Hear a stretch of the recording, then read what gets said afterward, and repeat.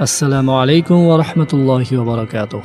Navro'z radio kanalida siz bilan diydorlashib turgan ekanmiz. Ana shu onlarni biz sizga bergan Alloh taologa hamd va sanolar aytamiz. U zotning so'nggi rasuli Muhammad alayhissalomga Allohning salovati va salomlari bo'lsin. Payg'ambarimizga ergashgan sahobalar, tobiinlar va ulardan keyingi solih insonlarga Parvardigorimizning rahmatlari yog'ilsin. Xolislik sari dasturining navbatdagi sonini tinglar ekansiz. Biz g'ariblarning ham haqqimizga duo qilib qo'yishingizni so'raymiz. Chunki payg'ambar alayhisalom o'z hadis shariflarida duo ibodatdir deganlar. Bir mo'min boshqa birodariga yaxshilik tilab Allohdan xolis so'rasa, inshaalloh Parvardigorimiz bu duoni ijobat aylaydi. Payg'ambarimiz o'gitlari.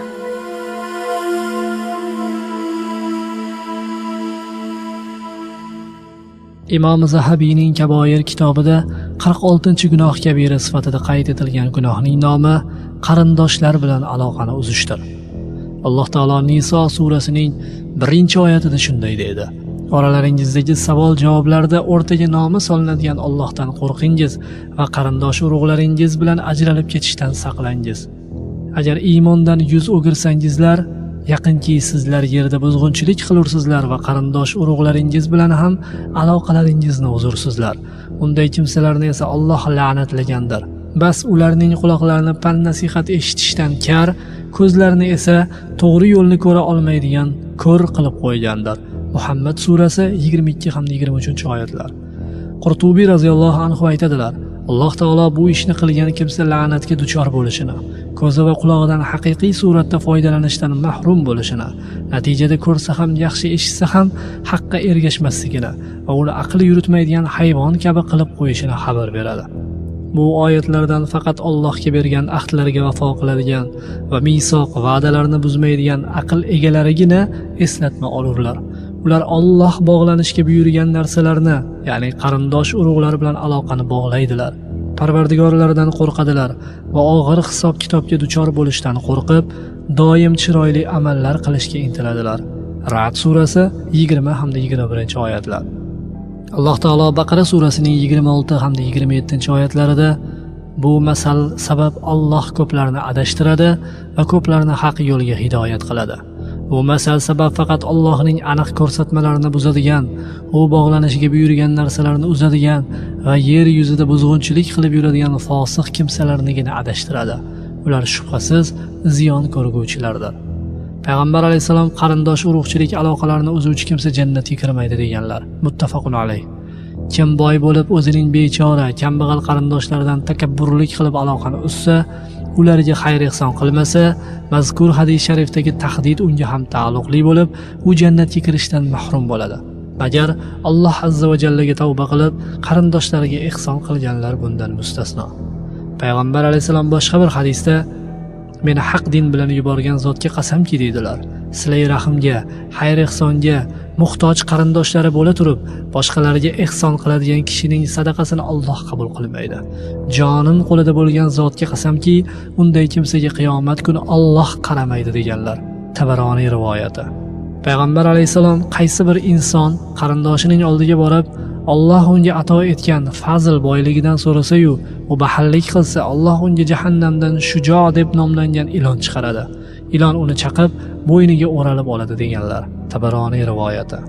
Kishi agar faqir bo'lsa, qarindoshlarini ziyorat qilish, hollaridan xabar olish bilan aloqani bog'lash kerak. Zero qarindoshlar bilan aloqani bog'lash buyurilgan.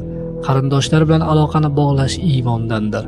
Abu Hurayra roziyallohu anhudan payg'ambar alayhisalom: Kimki Allohga va oxirat kuniga iymon keltirgan ekan, qarindoshlari bilan aloqani bog'lasin deganlar. Muttafaqun alayh. Qarindoshlar bilan aloqani bog'lash rizqning ziyoda bo'lishi, umrning uzun bo'lishiga sabab bo'ladi va yomon o'limdan saqlaydi.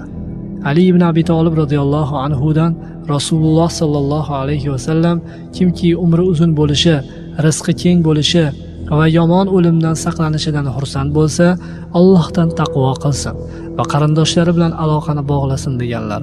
Imom Ahmad rivoyati. Oysha roziyallohu anhodan Rasululloh sallallohu alayhi vasallam aytadilar: Rahm, qarindoshlik arshda muallaq turadi va meni bog'laganni Alloh bog'lasin, meni uzganni Alloh uzsin deydi deganlar. Muttafaqun alayh. qarindoshlar bilan aloqani uzish tez orada jazolanishning, uqubatga uchrashning eng asosiy sabablaridan biridir. Abu Bakr roziyallohu anhudan Payg'ambar alayhisalom Alloh gunohkorga oxirat uchun hozirlab qo'ygan uqubatdan tashqari ham bu dunyoda tezda jazo berishiga zo'ravonlik va qarindoshlar bilan aloqani uzishdan ko'ra munosibroq gunoh yo'q dedilar. Tirmiziy rivoyati.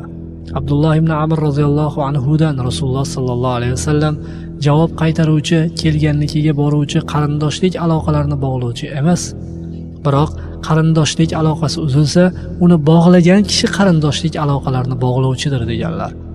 Buxoriy hamda boshqalar rivoyati. Ummu Kulsum binti Uqba radhiyallohu anhodan Rasululloh sallallohu alayhi vasallam aytadilar: "Gina saqlovchi qarindoshga qilingan sadaqa eng afzal sadaqadir" deganlar. Ibn Huzayma hamda Hokim rivoyati, sahih hadis. Boshqa bir hadis sharifda sendan uzilgan kishiga bog'langan deyiladi.